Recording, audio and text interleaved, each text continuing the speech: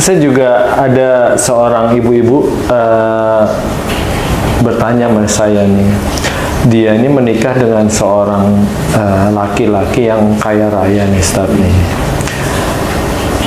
Pada perjalanan rumah tangganya yang biasanya sebelum nikah nih suami ini sering membahagiakan keluarganya, orang tuanya, kakaknya, adiknya. Sejak dia menikah dengan istrinya ini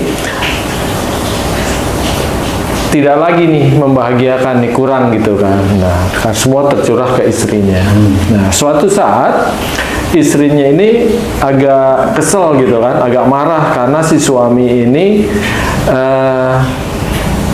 kembali membahagiakan orang tua dan adik-adiknya atau saudaranya lah. Nah, sehingga saudaranya ini sering memojokkan istrinya karena mengambil istilahnya mengambil perhatian atau mengambil suaminya. Salahkah si istri ini merasa tersaingi dengan kasih sayang suaminya ini kepada keluarganya, Ustaz? Jadi gini, kasus yang seperti ini sebenarnya dalam syariat Islam sudah ada, sudah ditentukan. Semuanya pada saat si laki-laki atau suami ini dulunya membahagiain orang tuanya sama saudaranya, boleh. Dia bagian siapa aja boleh. Ya, maksudnya boleh itu yang halal ya, maksudnya ya.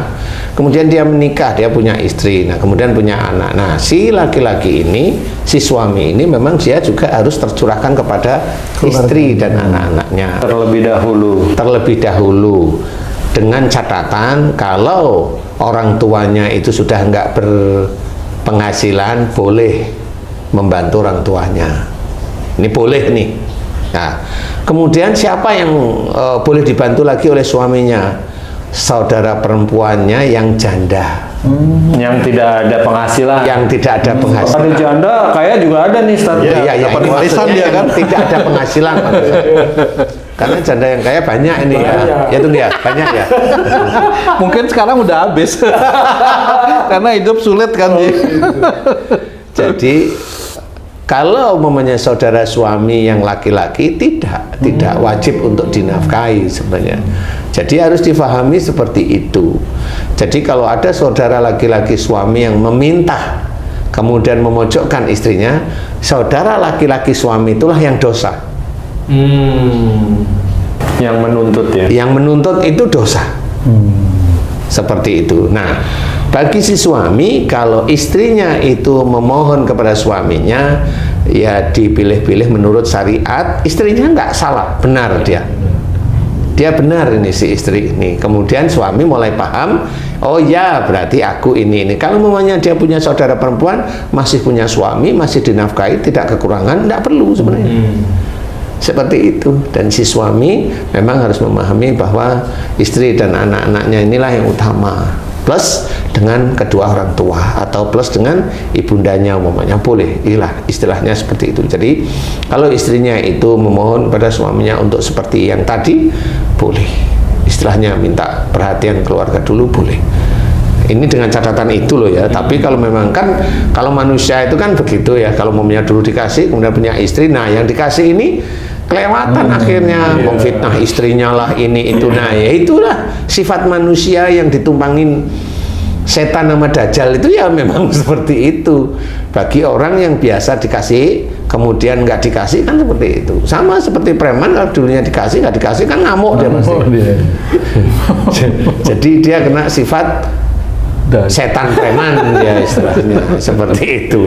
Jadi harus difahami. Jadi, insya Allah itu Ji. Nah, untuk yang temen kamu tadi hitung, sebenarnya kalau maunya cerai ya jangan dulu, dibenahi dulu bahwasanya jangan marah bagimu surga. Dalam hadis ini sudah diterangkan, jangan marah bagimu surga. Berarti orang itu sebenarnya dilarang oleh Allah Ta'ala marah. Kalau dia tidak marah, insya Allah surga akan dia dapat. Apa saja dia tidak marah. Kalau dia marah, pasti neraka dia dapat. Itu seperti itu. Nah, jangan dianggap remeh kalimat-kalimat yang kelihatannya ini ringan. Jangan marah bagimu surga, ini kan dianggap ringan sama orang-orang Islam, sama saudara-saudara kita. Banyak yang dia koar-koar omongan kasar dan sebagainya. Itu banyak sekali. Ya, nah di sini tidak boleh seperti itu. Jadi marah itu memang dilarang oleh Allah Ta'ala, tidak dianjurkan oleh Rasulullah, karena Rasulullah bukan orang pemarah. Kalau kita itu mengaku umatnya Rasul, ya kita contoh aja Rasulullah. Nah, bagi temenmu yang tadi dia itu, saya tidak tahu kasusnya itu, temenmu itu yang putri itu yang pemarah, atau yang suami yang pemarah, atau dua-duanya memang pemarah. Dia hanya mengandalkan doa, nggak bisa. Harus ada ikhtiar. Harus ada ikhtiarnya, sama seperti ayat maunya ilal ladina tabu wa aslahu wa bayanu faulaika atubu alaihim. Nah, ayat ini menerangkan ilal ladina tabu, mereka yang telah bertobat, kemudian melakukan perbaikan dan memberikan nasihat, masukan baik, ya, maka tobat mereka lah yang diterima oleh Allah. Nah, ini kan harus paham. Jadi orang yang telah bertobat, umpama istri temenmu, istri gimana sih ya? Temenmu yang wanita itu, dia dulunya pemarah apa enggak, suaminya pemarah apa enggak, ini juga dia harus tobat. Setelah tobat dia menjalankan pertobatan itu dengan cara dengan baik apa enggak, atau hanya cuma dengan doa. Doa itu boleh, doa itu sudah menjadi suatu ketaatan kepada Allah Ta'ala. Dia hanya doa tok tapi dia tidak berubah, ya sama, berarti tobatnya dia tidak diterima. Kalau tidak diterima, ya keluarganya masih seperti itu. Tapi kalau si istri itu memang dia tobat, kemudian dia itu berubah menjadi baik, kemudian dia menerangkan hal-hal yang baik, dakwah maksudnya, menerangkan hal baik khususnya kepada siapa? Kepada suaminya.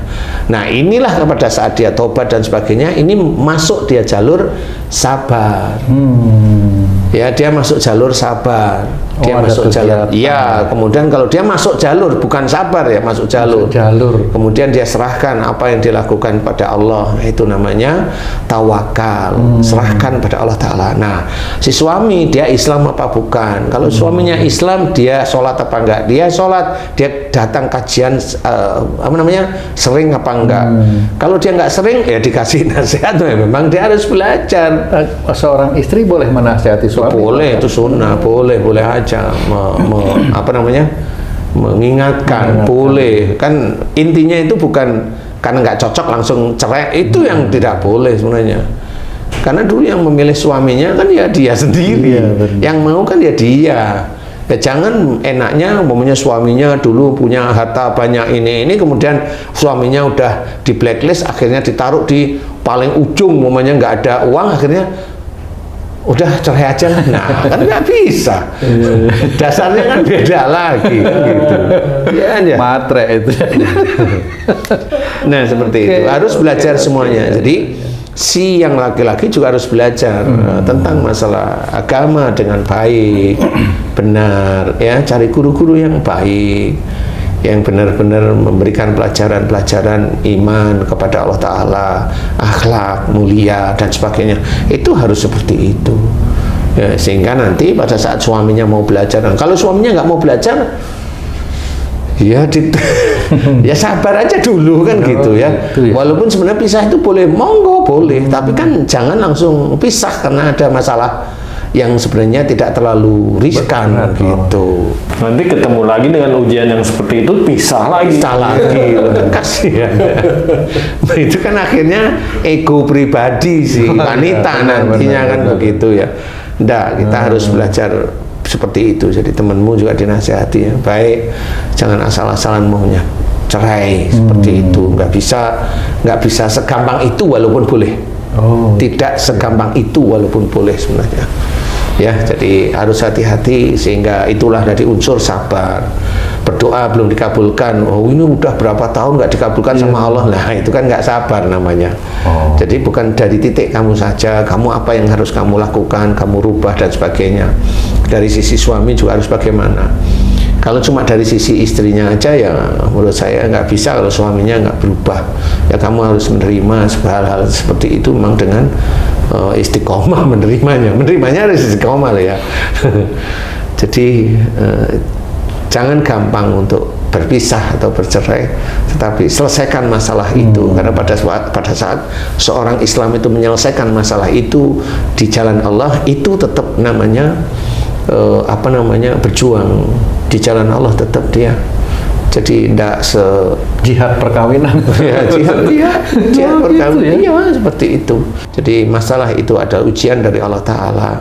Ujian itu ada tetap dibagi dua. Satu wujudnya musibah, yang kedua wujudnya nikmat. Tetap itu. Jadi musibah itu tetap ujian, nikmat itu juga ujian. Hadapi semuanya dengan baik. Yang musibah dihadapi dengan baik, kita cari penyelesaiannya, karena yang namanya musibah itu kan dijelaskan wa ma asabakum min musibatin fa bima kasabat aydikum. Jadi apa saja musibah yang kau terima itu disebabkan dari buah tanganmu sendiri. Bisa aja dulu temanmu wanita itu dulunya ya agak ngawur mamanya kan, bisa aja dengan orang tuanya yang ngawur dan sebagainya, dinasihatin agak susah mamanya. Kalau dapat suami yang seperti ya agak seperti Bromo Cora ya normal-normal aja dia dapatnya kan gitu, sekufu kan begitu. Cuma temanmu itu lebih ngawali dia itu menjadi baik, bisa aja ya. Jadi dinasihatin aja yang baik. Mudah-mudahan ini bisa menjadi manfaat. Amin, karena amin. mengelola keluarga itu menjadi sakinah, mawaddah, warahmah itu sulit. Pak Ustadz ya. Tidak segampang hanya di mulut. Tidak segampang itu. Lo tinggal aja nasibmu yang begini, Allah tinggal kun, selesai lah. Maksudmu apa ya? Iya itu. Kamu itu sebagai asisten Allah apa gimana kok gampang banget kamu itu cerita kan gitu ya. Nanti dia ditanya, kenapa kamu gampang banget cerita? Dia sendiri cerita, aku kan menyemangati. Pinter Ya bukan begitu ngomongnya, harus dijelasin. Katanya kalau Allah berkehendak itu, tapi tidak berkehendak. Nah, iya, Allah kalau berkehendak, emang kamu tahu Allah berkehendak? Kan nggak tahu juga dia. Nggak bisa, nggak boleh ngomong seperti itu. Bagaimana Allah itu bisa berkehendak? Ada urutan berkehendak dari Allah Ta'ala itu. Jadi kalau orang itu taubatnya ya benar-benar taubatan nasuha, kemudian dia memperbaiki, kemudian dia sudah mulai dakwah. Nah itu kan bisa aja nanti kehendak Allah itu diberikan. Nggak sekedar Allah itu berkehendak, itu bisa aja nasibmu yang tidak baik jadi baik.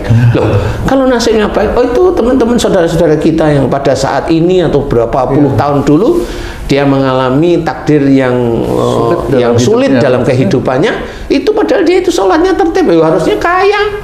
Iya benar.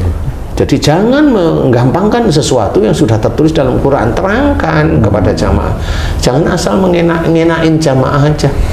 Nanti kalau ada masalah, nah kan nggak bisa jawab dia, karena dia nggak ngalamin dan dia nggak ngerti maksudnya ayat tersebut. Dia hanya cuma menyemangati menurut otaknya dia. Begitu, mudah-mudahan ini bisa menjadi manfaat. Wallahu a'lam. Amin. Alhamdulillah. Terima kasih banyak Pak Ustadz penjelasannya.